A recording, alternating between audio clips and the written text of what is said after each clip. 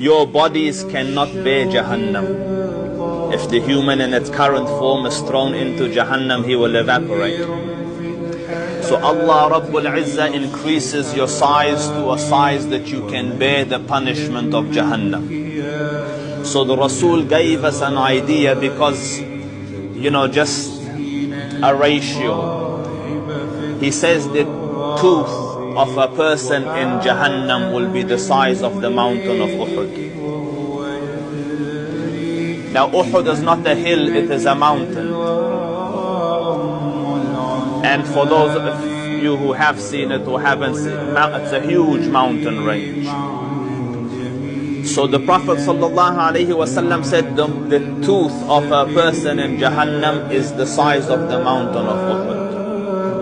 The thickness of his skin, if a rider were to ride for 3 days straight, that's how thick his skin will become.